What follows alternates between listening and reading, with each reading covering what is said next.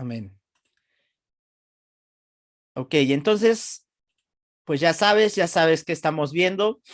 No sé cómo te has sentido de poder estar estudiando un evangelio de esta manera, porque es a quien seguimos es a Jesús, y la vida de Jesús, ¿dónde está reflejada? En los evangelios. No sé si te has dado cuenta de esas características especiales o diferentes que tiene el evangelio a los otros, ¿no? Como esos interludios casi no existen, ¿verdad? Y Jesús ya estaba aquí, y Jesús ya estaba haciendo esto, ya estaba haciendo lo otro, y algo sorprendente de poder estudiar un libro de la Biblia de una manera expositiva, es lo que te mencioné desde un principio, es lo que la Biblia nos quiere decir. Más que lo que nosotros estemos buscando, es que nos está diciendo, y por eso son diferentes temas. ¿Te has dado cuenta que pues cada semana hablamos de algo diferente? Pero porque es lo que la Biblia nos está diciendo. Y es la mejor manera de poder estudiar la Biblia para que también lo aprendamos a hacer en nuestras casas, que sea esta la manera en que leamos y pasemos nuestro tiempo. Y quiero empezar hoy con una pregunta. Ponme dos cosas que tú creas que son lo más importante para ti, así en la vida. Ahí escribe en el chat, por favor, dos cosas. Bueno, puse la pregunta, ¿qué es lo más importante para ti? Pero escríbeme ahí dos cosas, por favor. Y te leo. Fe, salud, familia, Dios y mi familia, amor, integridad, ¿ok? Síguele ahí, por favor, sentirme feliz y con mucha salud. Salud y trabajo, Dios y mi familia, salud, mi familia, Dios y la salud. Sí, Fati, esperemos que te recuperes pronto. El hacer la voluntad de Dios, paz y salud, Dios y familia. Ok, yo creo, yo creo que la mayoría tenemos ahí, luego, adiós, ¿no? Por eso estamos aquí. Y si amigo estás por acá, sería interesante que estudies la Biblia para ver por qué dicen que lo más importante es Dios. Te invitamos a estudiar la Biblia. Pero también, casi en todos los casos, se va a repetir que el segundo lugar es la familia, porque la familia es algo muy importante para todos nosotros, porque son esos lazos que hemos aprendido a aceptar, que hemos llevado, que de repente no son los mejores, porque también debemos de ser conscientes que hay situaciones, pero que por ese lazo que existe, lo arreglamos y seguimos adelante. Y justamente la clase del día de hoy se llama Mi familia. Mi familia. Así se llama la clase del día de hoy. Y te pido también que aquí puedas reflexionar. No es necesario esto que lo pongas en el chat. Que pienses en alguien que te caía mal y ahora es alguien importante para ti. Yo creo que la mayoría tenemos una historia así. No sé si tu esposa, tu esposo fue esa persona. o algún amigo muy querido, alguna amiga muy querida, que cuando tú lo conociste o la conociste dijiste, híjole, yo creo que nunca me voy a poder llevar bien con esta persona. Y de repente ya es alguien muy importante para ti. ¿Sí te ha pasado? ¿O soy el único que ha pasado eso? No, yo voy a decir así un poquitito. Yo me acuerdo mucho y ahorita no están los unis porque tuvieron una reunión aparte, pero me acuerdo la primera vez que conocí a Vane, fue como, híjole, ¿no? La primera vez que la conocí y que convivimos, dije, esta muchachita se ríe demasiado y está ahí y todo. La verdad es que hoy te puedo decir que la aprecio bastante, que hemos estado juntos por mucho tiempo en el ministerio, junto con Jovis ha estado ahí, Vane también y hoy es alguien valioso, alguien valiosa para mí, pero me acuerdo de esa primera vez y digo, ¿cómo son las cosas, no? ¿Cómo solamente Dios transforma eso?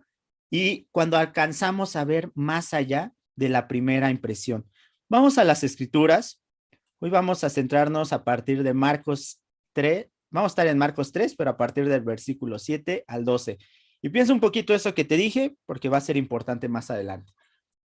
Dice, Jesús se retiró al lago con sus discípulos y mucha gente de Galilea lo siguió. Cuando se enteraron de todo lo que hacía, acudieron también a él muchos de Judea y Jerusalén, de Idumea, del otro lado del Jordán y de las regiones de Tiro y Sidón. Entonces, para evitar que la gente lo atropellara, encargó a sus discípulos que le tuvieran preparado una pequeña barca, pues como había sanado a muchos, todos los que sufrían condolencias se abalanzaban sobre él para tocarlo. Además, los espíritus malignos, al verlo, se postraban ante él gritando, tú eres el Hijo de Dios. pero él les ordenó terminantemente que no dijeran quién era él. ¿Qué podemos ver aquí nuevamente? Jesús activo. Jesús mostrando su poder, pero también mostrando su compasión. Y cada vez su nombre se hacía más conocido por todos lados. Fíjate aquí, y sería interesante, ahí te lo dejo de tarea para no tardarnos muchísimo aquí, ¿dónde eran todas estas regiones? Porque las menciona. Si te diste cuenta, ya ahora hay gente de muchos lados que van y buscan a Jesús. Y creo que sin importar dónde estemos, podemos encontrar a Jesús si está en nosotros la disposición. Si en nosotros está el deseo de acercarnos, vamos a ver la manera para estar con Él. Entonces, cosas interesantes, pero realmente este pasaje no nos dice mucho, ¿sí te das cuenta? También no hay que exagerarle. El pasaje simplemente nos está hablando de eso, de cómo Jesús seguía predicando, seguía sanando gente. Y el detalle aquí importante que quiero que pongamos atención es que seguía expulsando demonios, algo que en su ministerio estaba muy presente. Y les decía que no dijeran quién era él todavía. Esto va a ser más interesante adelante, pero vamos a seguir leyendo. Dice, subió Jesús a una montaña y llamó a los que quiso, los cuales se reunieron con él. Designó a 12, a quienes nombró apóstoles, para que lo acompañaran y para enviarlos a predicar y ejercer autoridad para expulsar demonios. Estos son los 12 que él nombró: Simón, a quien llamó Pedro; Jacobo y su hermano Juan, hijos de Zebedeo, a quienes llamó Boanerges, que significa hijos del trueno; Andrés, Felipe, Bartolomé, Mateo, Tomás, Jacobo, hijo de Alfeo, Tadeo, Simón el celote y Judas Iscariote, el que lo traicionó.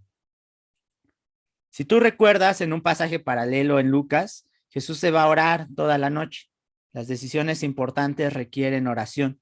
Aquí Marcos no lo menciona por lo que hemos estado estudiando, pero ¿qué hace? Básicamente reúne un equipo. Jesús lo podía hacer. ¿Estás de acuerdo o no? Porque aquí Jesús es el único que está haciendo estos milagros. Jesús es el único que está predicando y ya juntó a buena cantidad de personas que lo están siguiendo. No estuvo necesitando que otras personas estuvieran predicando, que estuvieran sanando, sino él lo hacía. Este era su ministerio, pero ya había gente que estaba decidida a seguirlo. Y Jesús entendía que no iba a estar todo el tiempo aquí, que si él tenía una misión a muy largo plazo, tenía que rodearse de personas dignas de confianza que iban a continuar esa misión.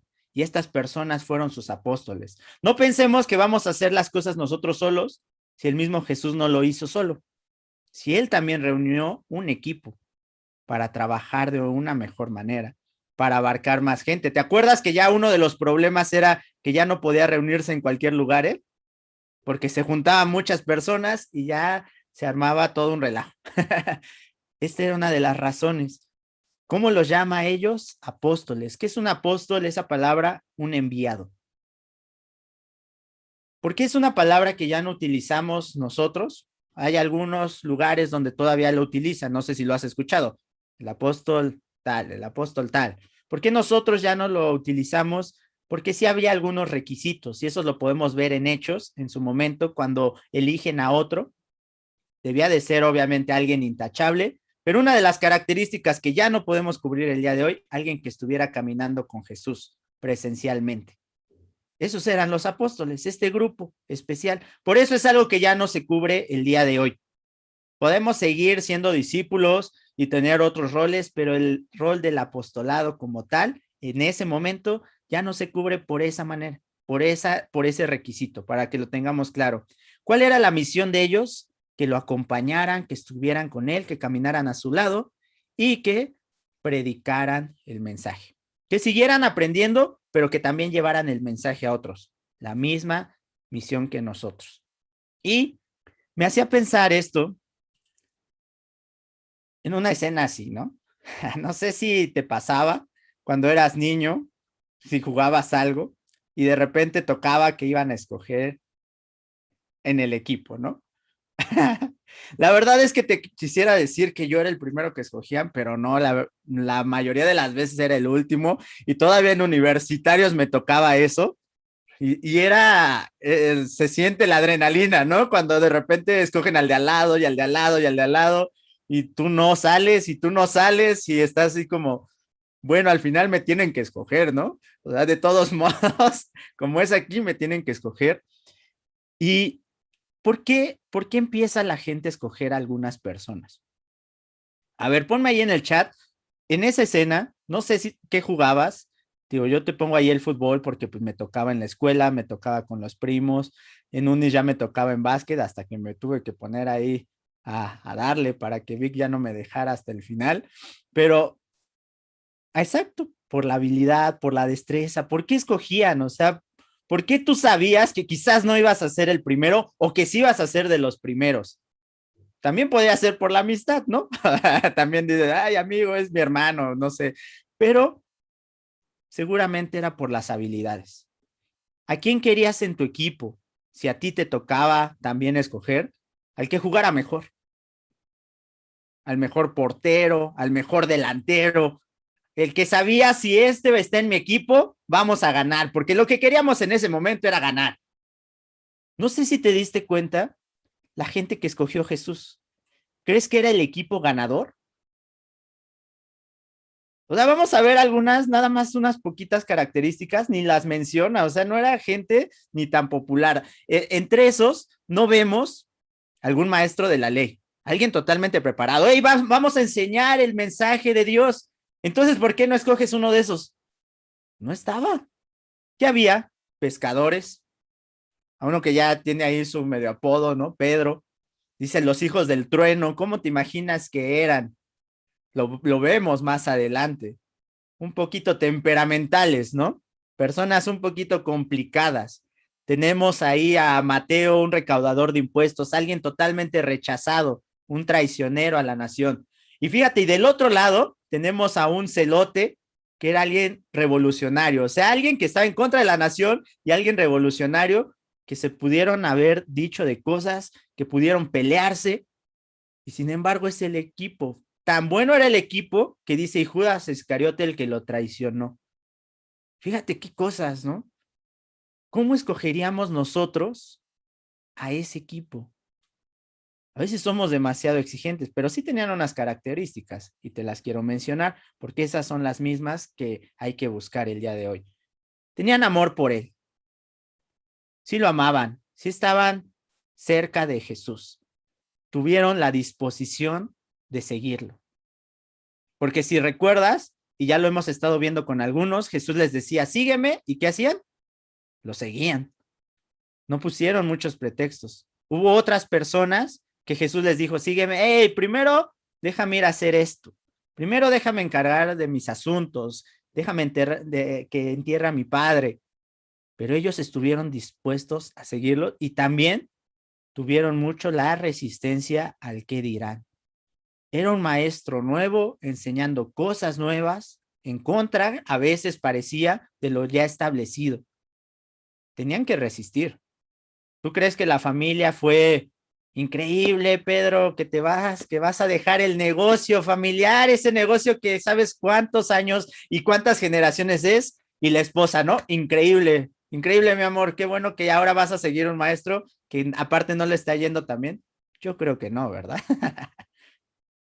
Una resistencia al qué dirán, ¿sabes? Porque amaban a Jesús. Sí tenían unas características especiales que quizás otra gente más preparada no lo tenía.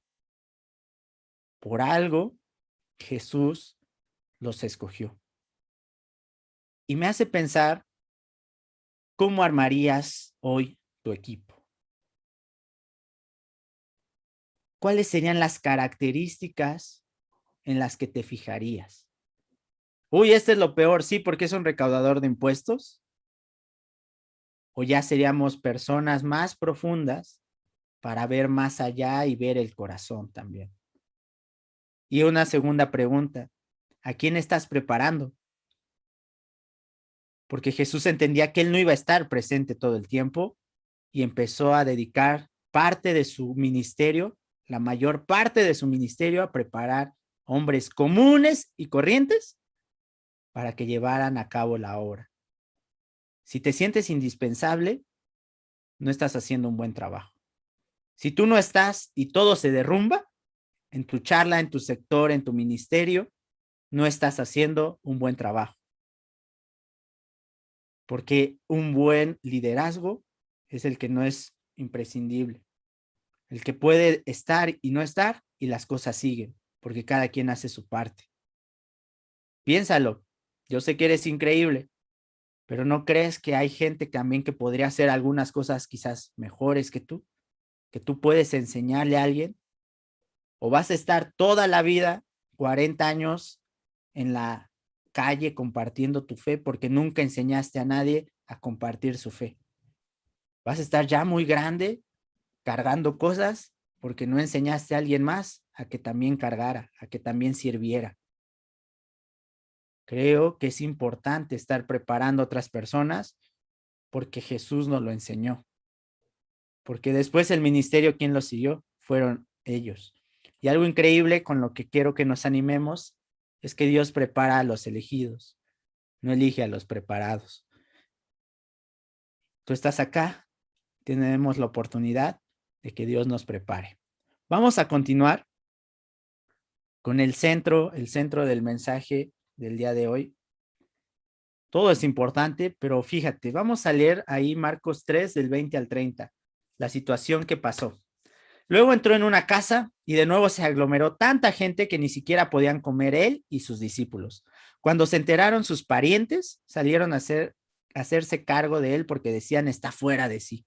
Los maestros de la ley que habían llegado de Jerusalén decían, está poseído por Belcebú, expulsa a los demonios por medio del príncipe de los demonios.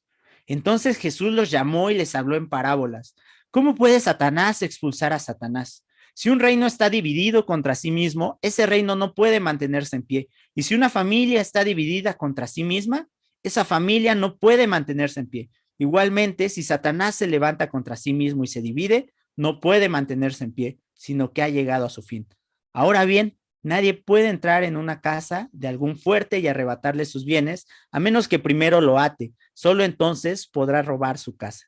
Les aseguro que todos los pecados y blasfemias se les perdonarán a ustedes por igual, excepto a quien blasfeme contra el Espíritu Santo. Este no tendrá perdón jamás, es culpable de un pecado eterno. Es que ellos habían dicho, tiene un espíritu maligno. ¿Recuerdas? Por eso te decía que era importante lo que estaba pasando atrás, perdón, que estaba expulsando demonios. La gente religiosa, los maestros de la ley, ¿a quién atribuyeron esto? Al mismísimo Satanás, a Belcebú, al príncipe de los demonios. Dijeron, mira, Jesús lo está haciendo, debe de ser alguien endemoniado, alguien que lo hace con ese poder. Fíjate qué triste que podemos estar estudiando las escrituras y hacer estas conclusiones. Qué terrible. En lugar de decir, mira, yo no entiendo mucho, pero veo que esto es poder de Dios. ¿Te acuerdas que algunos así reaccionaron? No lo entiendo, pero lo que tú haces no lo ha hecho nadie más y tiene que ser de parte de Dios. Pero si nuestro corazón no lo aliviamos, no lo arreglamos, fíjate las conclusiones que podemos llegar. En lugar de darle la atribución a Dios, al mal. Poner a Jesús en ese lugar, algo terrible. ¿Qué es lo que está explicando Jesús así rápidamente y lo que el pasaje nos está diciendo? Con esa parábola, por eso la subrayé y te la pongo otra vez. Ahora bien, nadie puede entrar en la casa de alguien fuerte y arrebatarle sus bienes a menos que primero lo ate, solo entonces podrá robar su casa. La manera en que creían que se expulsaba un demonio era invocando el nombre de otro o alguien más poderoso que él. Por eso, o algún espíritu, no necesariamente un demonio más poderoso, sino un espíritu más poderoso. Por eso recuerdas que en su momento era en el nombre de Jesús, en el nombre de Pablo. ¿Recuerdas esa escritura donde están apelando al nombre de alguien más fuerte, de alguien más poderoso? Porque era la creencia, ¿sí? Y digo, ahorita no es algo que veamos comúnmente, pero aún si ves las películas y todo eso, esa es la idea, en el nombre de tal, en el nombre de tal. Es por eso. Entonces Jesús le dice, hey, Satanás no puede estar dividido, y ahorita vamos a hablar acerca de eso, pero principalmente está hablando de su poder, del poder que tenía Jesús. Si le vas a quitar algo a alguien fuerte, poderoso, porque sí lo es, y él mismo lo está ahí admitiendo, pues primero le quitas sus fuerzas, ¿no? Es lo primero que haces. ¿Qué es lo que está haciendo Jesús en ese momento? Desarmando ese reino de Satanás para poder atacarlo y destruirlo. Está hablando de yo sí tengo poder. Eso es lo que principal está hablando de esta escritura. Jesús es lo que está dando a entender. Y también habla de una escritura un poquito controversial, no sé si la has escuchado en algún momento, que es el pecado imperdonable, blasfemar contra el Espíritu. Podríamos meternos un tanto ese tema, pero básicamente alguien que está dándole la atribución de algo que está haciendo Dios, algo maligno, lo más seguro es que no se va a arrepentir nunca, porque no está entendiendo la magnitud de las cosas ni el lugar que cada cosa tiene. Y lo más seguro es que si y tú lo sabes, si no se arrepiente, no va a existir el perdón. No es tanto solamente por las palabras, por lo que se está diciendo, sino por todo lo que conlleva lo que se está diciendo. ¿Sí me explico? No es solamente una palabra, porque he escuchado a hermanos en algún momento que se enojaron y dijeron algo en contra del Espíritu y se sienten esto ya nunca va a ser perdonado. Bueno, ten cuidado, tampoco andes jugando con eso, tampoco hagas berrinches ni hagamos berrinches y esa sea la manera de sacar nuestras cosas. Pero más bien se está yendo acerca de la actitud, lo que puede haber en el corazón, que puede darle una atribución demoníaca a algo divino, y que lo más seguro es que si tú ya entendiste las cosas así, no te arrepientas y no exista perdón. Porque al final dice ello, es que ellos habían dicho, tiene un espíritu maligno. En lugar de ver las cosas de parte de Dios, la veían de parte del diablo. Pero fíjate que esta escritura también nos habla de otra cosa. Eso es lo principal que está hablando Jesús. Pero está hablando de un tema muy, muy fuerte, que son las divisiones. No sé si te diste cuenta que en medio de eso, Jesús nos deja unas enseñanzas acerca de las divisiones. Dice en el 23, entonces Jesús los llamó y les habló en parábolas. ¿Cómo puede Satanás expulsar a Satanás? Si un reino está dividido contra sí mismo, ese reino no puede mantenerse en pie. Si en una familia está dividida contra sí misma, esa familia no puede mantenerse en pie. Fíjate el mensaje tan profundo, tan fuerte que está hablando Jesús acerca de las divisiones y los frutos que trae. Un reino que está dividido contra sí mismo no puede mantenerse en pie, ni una familia dividida contra sí misma puede mantenerse en pie. Una familia, un grupo dividido, una iglesia dividida, nunca va a ser una iglesia fuerte, nunca va a ser una familia fuerte. Y Jesús lo está diciendo, no se va a poder mantener en pie. Tarde o temprano eso se va a venir abajo. Y no sé si te has puesto a pensar de repente que una de las cuestiones más populares que tenemos cuando vemos una necesidad en la iglesia, la unidad. ¿Sí la has sentido? ¿O alguna vez tú la has sentido, alguna vez la has expresado o alguna vez la has escuchado? Pero es una de esas características que luego saltan. Pero qué tanto estamos contribuyendo nosotros a esa unidad que a veces exigimos? O más bien, qué tanto estamos nosotros mismos dividiendo al cuerpo de Cristo y a través del pecado. ¿Y sabes cómo podemos dividir al cuerpo? A través del rencor, de no perdonar. Te dije, íbamos a hablar de la familia. Dice que una familia dividida no puede mantenerse en pie. El rencor, la falta de perdón,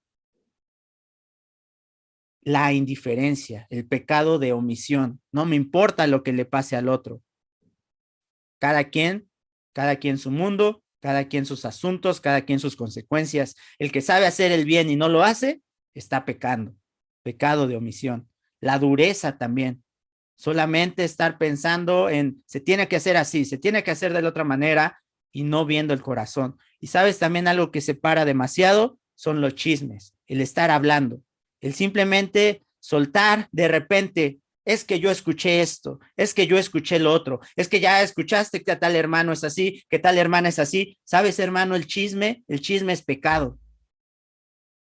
Y el chisme está mal, es un pecado que divide, porque nada más es estar hablando y estar echándole a alguien y estar hablando en contra de alguien y estar dividiendo y que todos los demás piensen de una persona de una manera. Si alguien te ha confiado información, no eres quien para estarla soltando. Si alguien te ha confesado un pecado, no eres quien para estarlo divulgando, para que los demás entiendan ese pecado y vean a alguien de esa manera. ¿Crees que realmente ese es Jesús? ¿Ese es el reino de Jesús? ¿El reino de Dios? ¿Crees a Jesús hablando del pecado de uno y de otro hermano? ¿Crees que así va a fortalecer la unidad? Y a veces es tan fácil para nosotros hablar de un detalle de alguien. Es que es para que sepas, para que lo conozcas, para que veas, para que estés preparado. Así no es el reino. Y te tengo que decir que el chisme es pecado y que tú mismo estás provocando esa división si tú lo estás haciendo. Si tú estás teniendo rencor en este momento con alguien, si no estás perdonando, tú eres el que no permites la unidad en el reino, el que no permite la unidad en la familia de Cristo. Si tú no te estás metiendo con nadie y estás dejando que cada quien se muera en su propio pecado, también tú lo estás dividiendo porque es la indiferencia y es la omisión que estás haciendo. Si hay dureza y no estás acogiendo a los débiles, ayudando a los necesitados, también tú le estás dividiendo. Entonces, pensemos, si de repente en nuestro corazón hace falta unidad, ¿qué tanto la estamos fomentando o qué tanto estamos ayudando a que el pecado nos separe? Ten cuidado de esto. Los chismes es algo muy delicioso, lo dicen las escrituras, pero es algo que separa totalmente y rompe la confianza. Es pecado. No es que así soy, es que así aprendí, es pecado. Y el pecado está en contra de todo lo que Dios nos ha enseñado. Fíjate, te quiero compartir una escritura más con esto. Dice Gálatas 5:15. Les hablo así, hermanos, porque ustedes han sido llamados a ser libres, pero no se valgan de esa libertad para dar rienda suelta a sus pasiones. Más bien, siérvanse unos a otros con amor. En efecto, toda la ley se resume en un solo mandamiento. Ama a tu prójimo como a ti mismo. Pero si siguen mordiéndose y devorándose, tengan cuidado, no sea que acaben por destruirse unos a otros. Fíjate qué palabras tan fuertes está aquí hablando Pablo. Dice, si siguen mordiéndose y devorándose, si siguen unos contra otros, si siguen hablando mal, si siguen nada más diciendo información confidencial, si rompen la confianza, ¿qué va a pasar? No sea que acaben de destruirse unos a otros. ¿Qué es lo que queremos? Que el hermano, que tu amigo se arrepienta o que se destruya. Porque si quieres destruir, sigue haciendo esto. Pero si tienes el corazón de Cristo, el corazón de Dios, que quieres que todos se salven, deja de hacer esto ya. Y no lo veas nada más como algo ligero, como algo que nada más se me salió, es pecado. Y el pecado no tiene menos o más. Es lo mismo ante los ojos de Dios. Cuidémonos de esto. No formemos parte del ejército de Satanás, porque lo que Satanás quiere es esto. ¿Sabes cuál es la estrategia? Los divido, así los ataco y los destruyo. Y la manera más fácil de destruir algo no va a ser de afuera, ¿eh? No va a ser de esa manera, porque ataques los vamos a recibir, pero juntos lo podemos aguantar, sino va a ser de adentro hacia afuera. Es la mejor manera de destruir algo. Si tú no estás de parte de Dios, entonces estás de parte del ejército de Satanás atacando su cuerpo. No hay de otra. Entonces, veamos de qué lado queremos estar y comportémonos de esa manera. Para terminar, dice aquí que estaba su familia y dice que iban por Jesús porque estaba fuera de sí. ¿Y cómo termina este pasaje? En eso llegaron la madre y los hermanos de Jesús, se quedaron afuera y enviaron a alguien a llamarlo. pues había mucha gente sentada alrededor de él. Mira, tu madre y tus hermanos están fuera y te buscan, le dijeron. ¿Quiénes son mi madre y mis hermanos?, replicó Jesús. Luego echó una mirada a los que estaban sentados alrededor de él y añadió, aquí tienen a mi madre y a mis hermanos. Cualquiera que hace la voluntad de Dios es mi hermano, mi hermana y mi madre. ¿Cómo te sentirías, papá, que vieras esta escena con tu hijo o tu hija? Tú afuera y de repente ves a tu hijo diciendo, hey, mi madre, mi hermana, mi hermano, son estos que están aquí. No era tan agradable, ¿verdad? Pero ¿qué estaba pasando? Y con esto terminamos, porque estamos hablando de la familia. Pues que la familia de Jesús pensaba que estaba loco, que estaba fuera de sí y no se atrevían a dar ese paso. Aún, fíjate, un detalle un poco triste, pero después pues va cambiando y eso es lo animante de las escrituras. Su mamá ya sabía quién era él, pero tenía otros hijos y ahí estaba también con ellos, quizás en lugar de estar con Jesús. Es difícil la presión familiar, es difícil todo lo que puede pasar. Pero Jesús era muy firme en esto. Una cosa también terrible que puede pasar, hermanos, es no dejar que tu familia brille.